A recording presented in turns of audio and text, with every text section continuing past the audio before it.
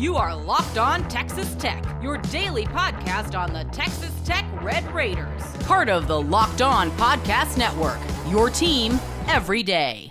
Chris Level here with Locked On Texas Tech. Season's about to get going, and so we're going to talk to a member of the media that kind of covers this thing nationally. I've known him he used to come on radio show of mine many years ago, but Brett Cianci has been doing this since about, I think, 2012, Pick Six previews. And did want to tell you that today's episode brought to you by FanDuel. Football season is around the corner. Visit the FanDuel app today and start planning your future bets now. So, Brett, you've been doing this since 2012, I think, a little bit. Yes?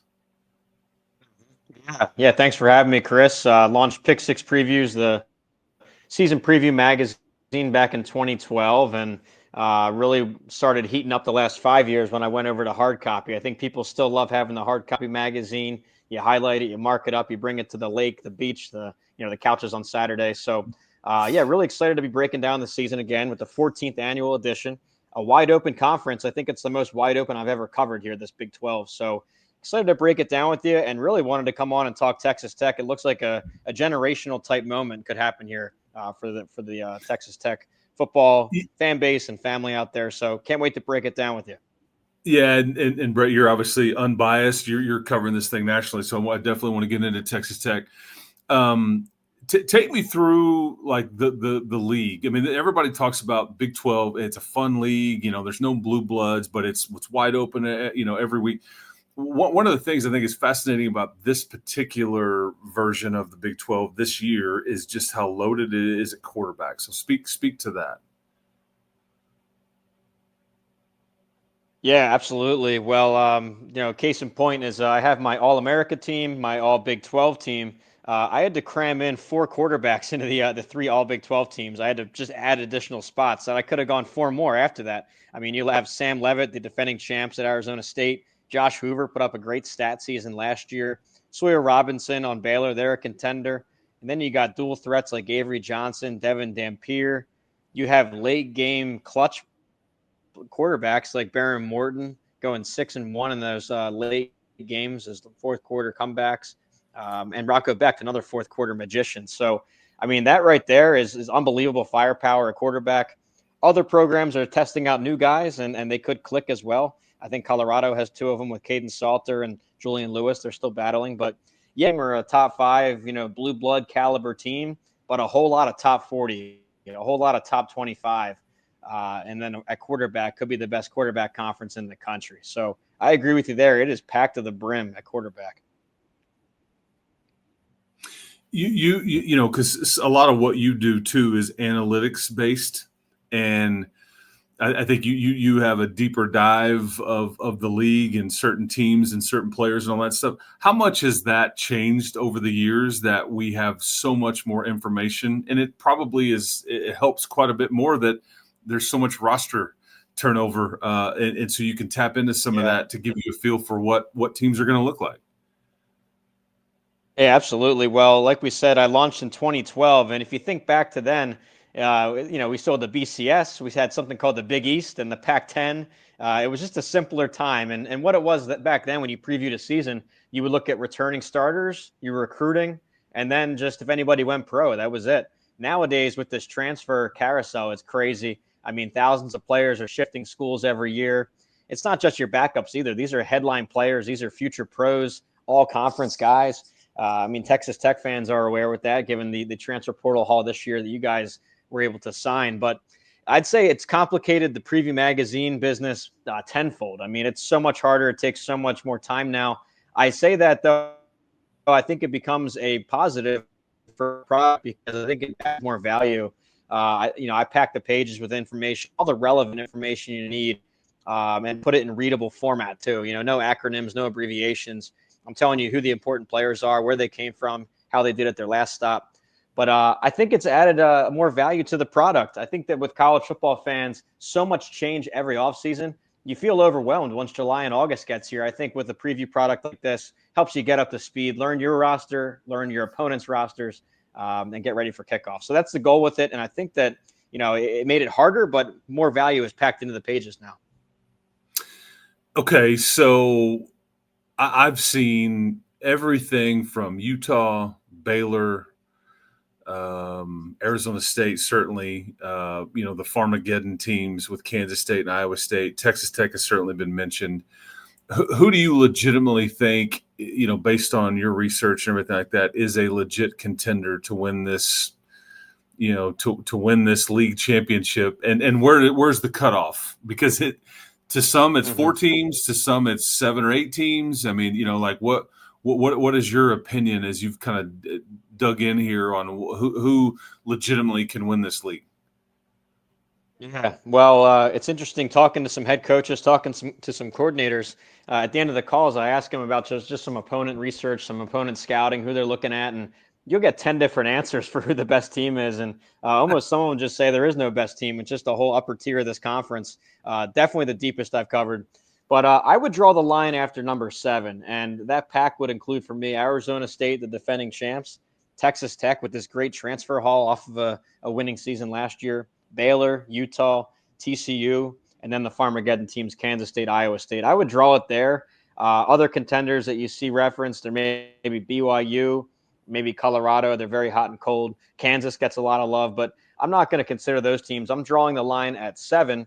And what's interesting also is I saw at the Big 12 Media Days, they did a coaches poll, and the coaches picked the title game to be Kansas State, Iowa State, 1 versus 2. I've got them 6 and 7 in this conference. That's how crazy it is. But ultimately, I went with Arizona State versus Texas Tech to play in Dallas. I think they both have some great qualities. I think with Arizona State, you have the defending champs. They bring back 19 starters. I know they lose Cam Scatterbo at running back, but the bulk of that roster returns. And last year wasn't a fluke. In my advanced numbers, my game grader, they were top 10. I think it's a solid team. And then with Texas Tech, a solid year last year, but it's really that transfer haul that caught my eye. 13 blue chippers coming in from the portal. That's more than the rest of the conference combined. So just a sheer amount of talent coming to Lubbock. That's enough to put it over the edge for me to get me to Arizona State, Texas Tech. And okay, and I want to follow up on that in a minute. One team that has been very curious to us and the Red Raiders, that's their first conference game, is in Salt Lake City versus Utah.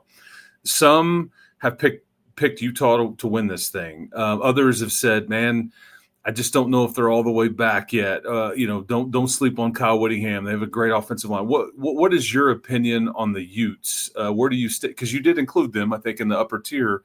What is your opinion on the Utes? Yeah, well, I think with Utah, they earned a spot in my top 25, unlike the AP and the coaches who had them unranked. I think Utah deserves a spot. What you get with Utah every year is a solid defense, a really strong, aggressive, playmaking defense. They get takeaways. They've actually had a pick 6 in 23 consecutive seasons. It's an all-time record. It's like I call them pick 6U. It's incredible. So you're going to get that again, even though they lose some personnel. They have some all-conference guy under Barton at linebacker. Smith Snowden at nickel. And they're going to reload again on defense. The big question with Utah this year is a new offensive scheme. They've been broken there the last couple of years. Injuries were bad. Quarterback play was bad. So now they're bringing in a whole new scheme. They're going to New Mexico's scheme, this dynamic rushing offense, bringing coordinator Jason Beck, their quarterback Devin Dampier. So you have the combo package coming over. They're going to run behind the best offensive line in, I think, the conference and the whole Big 12. So that's what you get with Utah. It is a question mark if that offense is going to click, if your new quarterback coming from the Mountain West is going to click. So they have their concerns too. This was kind of funny. Actually, yesterday I was on a Utah show and they were talking about this conference opener for them from that perspective. And they were saying, we're glad we catch Texas Tech early in the schedule because there's so many new players. We don't know if they're going to gel by then. And I kind of turned it around and said, they're probably thinking the same because they're catching Utah in their first conference game. They're bringing in a whole new offensive scheme, a new quarterback. No receivers are back from last year. So basically, I think both sides have a lot of questions to work out, and we're going to learn a lot in that opening game. Is there a team, because you mentioned you kind of would draw the line at 7 contenders. Is there a team in this league? Because I've heard Cincinnati. I think Kansas is maybe a potentially good candidate for this answer. But is there a team that we're not talking enough about that? Because it's not lost on all of us that covered this thing last year. Arizona State was picked to finish dead last. They won the thing. And Who in your best guess would be that team this year? Yeah, well, if I knew that, I'd put a nice wager down and make some these odds are crazy if you're going past the top 8. But yeah, I mean, let's look at the bottom of the conference here. You have a couple coach transition seasons. You have West Virginia and UCF. They're bringing in guys, Rich Rodriguez and Scott Frost, new coaches, but they had a lot of prior success at these schools back in, for Scott Frost, that undefeated year in 2017, Rich Rod during the 2000s. So that's interesting there. Oklahoma State. What's going on over there? I mean, I thought when Oklahoma and Texas left the conference that they might rise to be the flagship or one of the flagships of the new conference, but they've been MIA, missing in action. I'll give you maybe Houston, relatively newcomer to the conference, but I talked to Coach Fritz this offseason. He's very high on his roster, getting some second-year bonus there as a second-year coach. Going through a double coordinator switch is tough, but one of the top transfer hauls in the conference. So maybe looking for a deep wild card there with Houston. But that's Texas Tech's second conference game is at Houston. So interesting that you would say that. Yeah. We'll see what they have. I mean, they're bringing Connor Wiegman in at quarterback, a former 5-star guy. He started off and on at Texas A&M, and unfortunately for him, he battled through a lot of injuries. But when he was on, he was pretty sharp. So you bring in a former 5-star quarterback. Those are rare in college football, especially in the conference.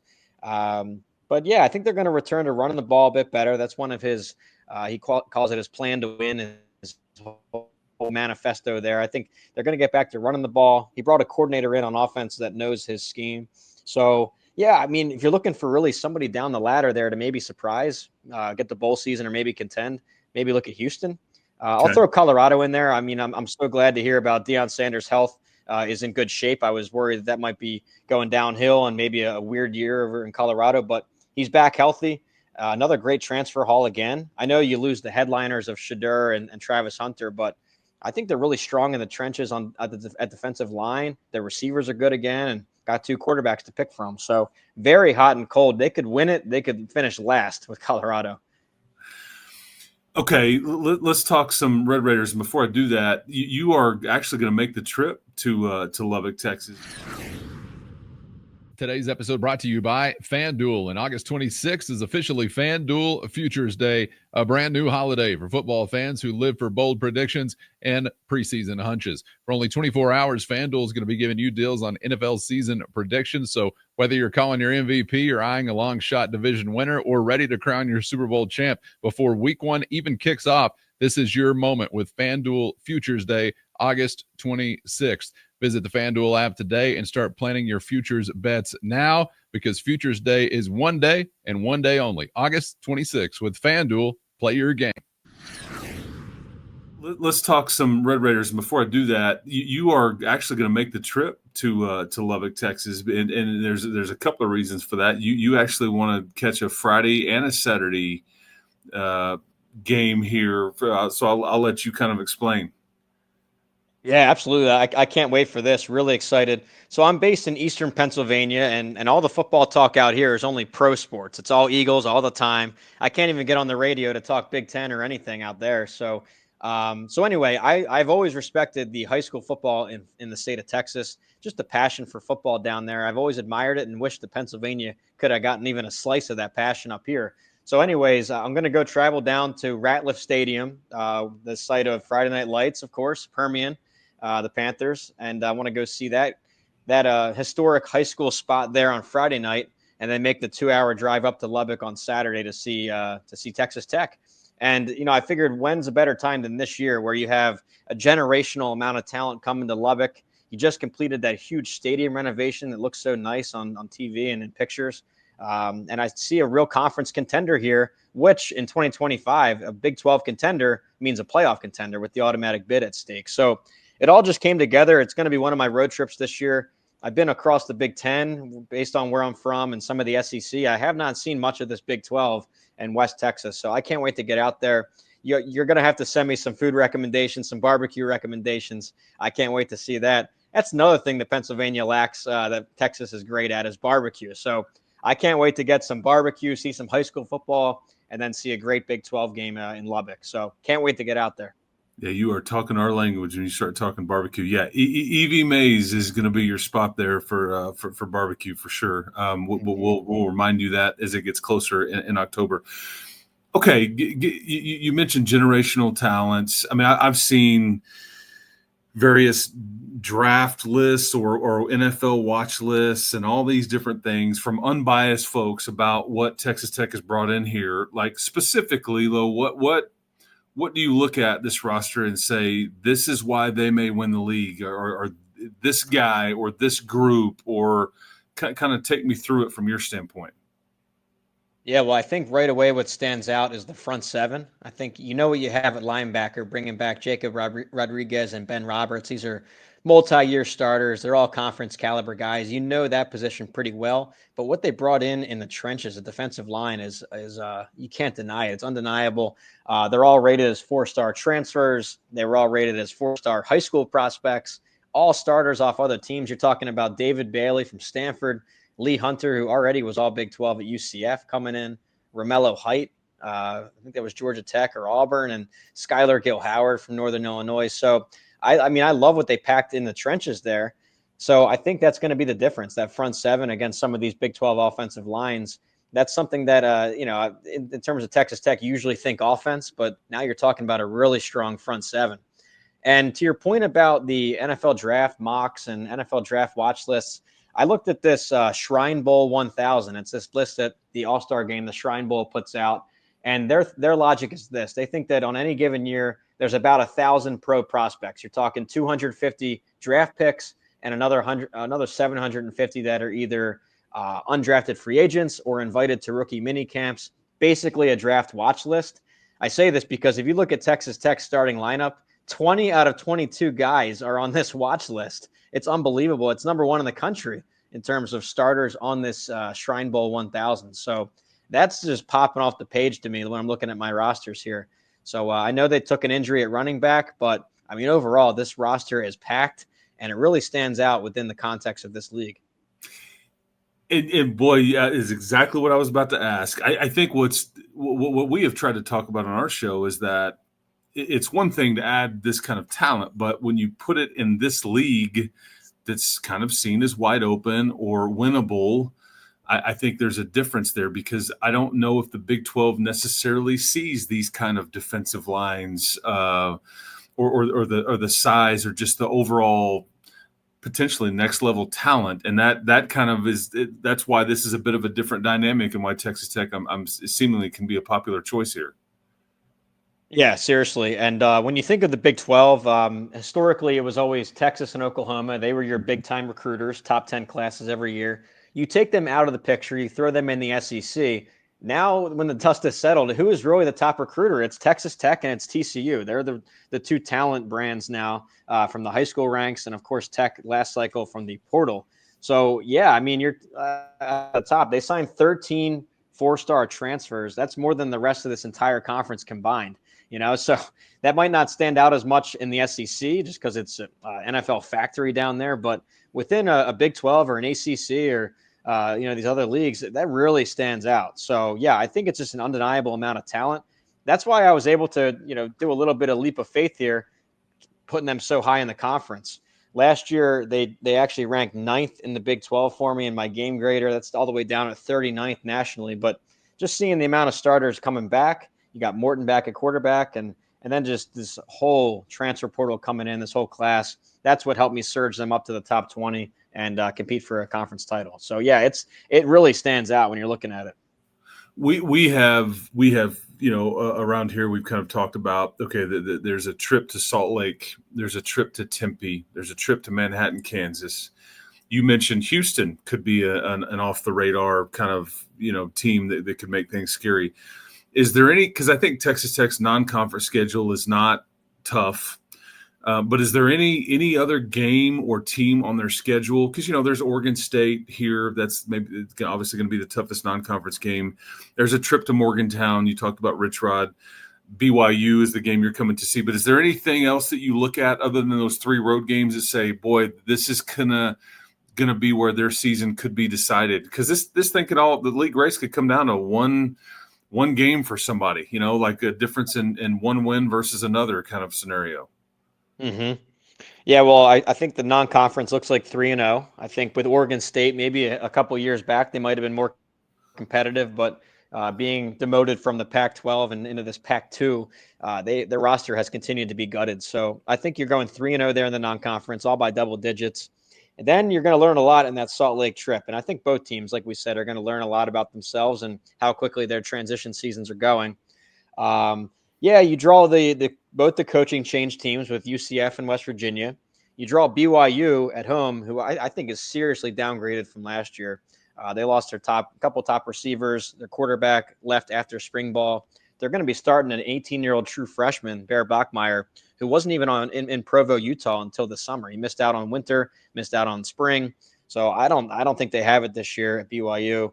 So I'm just working backwards up the schedule here. I see 3-0 to finish, 3-0 to start. I'd say the season's going to be dependent on those 3 road games, the Utah game, the Arizona State game, and the Kansas State road trip. Probably got to win 1 or 2 of those if you want to get into that conference title game there. I see a lot of teams in this league going 7-2, something like that in the Big 12. So those road games are going to be crucial. But I like Texas Tech's chances in a lot of them. So going to see a lot of one-score games, but that's where Baron Morton was excellent last year. I think 6-1 in close games to finish out. So, I think those are the 3 big ones. You hit on it. But otherwise, I know that those are all on the road, and that's a tough split. But league draw, I think it's actually a favorable draw if there is such a thing in this conference. You dodge Baylor, you dodge TCU. So everyone has to play tough games in this conference, but I think Texas Tech has a decent draw. Yeah, and Brett, before I let you go, tell everybody where they can kind of find your work. I guess obviously you'll be here in Lubbock in mid-October, man. You're at Ratliff Stadium, Jones AT&T Stadium. Tortillas will be flying. You're going to eat some barbecue. It's going to be a great trip for you. But where can everybody kind of find your work and follow? Because you've got some. You not only do you have the preseason publication, but you've got some different things that people can tap into, to follow it along the season as well. Yeah, thanks so much, and thanks for having me. I can't wait to get out there too. It's going to be a great time. It's preview magazine season still, and we have the hard copy edition mailing out next day if you're interested in that. It's all 68 Power 4 teams. It's a one-man show. It's all me covering them all. We have the hard copy. We also have the digital copy too. I know we're getting close to kickoff. If you want to get that immediately, you can get the digital copy. And then, Chris is right. I'm launching this year Pick 6 Plus. And what that is, it's all the information from my magazine, all the key stats, the game projections, the line projections, but updated every week. So hits your email inbox every Tuesday. You're getting a nice stat profile and outlook on every team and their opponent that week. But yeah, on that Pick 6 Plus, we have samples, we have testimonials on pick6previews.com. And like I said, it's a stat profile. It's all the against the spread trends you'd like to see. Situational splits too. How's a team as a home underdog, a home favorite? How are they off a bye? Straight up against the spread, everything you could look for. So, my idea with this was once the season kicks off, I find I have like 100 tabs open on my laptop trying to cover everything. But the point with this Pick 6 Plus is we put everything relevant onto one page per team. You have it there every Tuesday. So yeah, go take a look. Pick6previews.com. Well, you heard it right there, Brett Ciancia, and he said he's got, I think, Sun Devils and Red Raiders in Arlington in early December. I know everybody that listening to this particular show would sign up for that. So Dillingham versus McGuire, I guess that would be part 3 now because they played each other last year. The Red Raiders won that one in the big game in October this year. So maybe we'll get a rematch in Arlington. Well, Brett, I appreciate the time, my friend. You were really nice to do this for us. Good luck with the all the stuff that you've got going on. Good luck with the trip to West Texas here in about 6 or 7 weeks or so, and enjoy some football, man. We are getting close. Yeah, thanks, Chris, for having me again. Thanks for the praise for the magazine, and look forward to meeting all of you out in Lubbock. So I can't wait for that. Yeah, let's enjoy some football. It's been a long off season. Let's kick this thing off. I can't wait. But thanks for having me. You got it, man. Well, yeah, stay, enjoy Pennsylvania, I guess, but yeah, get down south, man. We'll treat you some beef ribs, pork ribs, all that good stuff, and the brisket. So, all right, That'll do it for this edition of Locked On Texas Tech. Make sure you subscribe to our YouTube channel and go download these things wherever you get podcasts. We certainly appreciate it. For Chris Lovell, for Brett Ciancia, and for my man Cowan, who's off on Parts Unknown, just being the stud that he is. We'll talk to everybody next time. Thank you very much.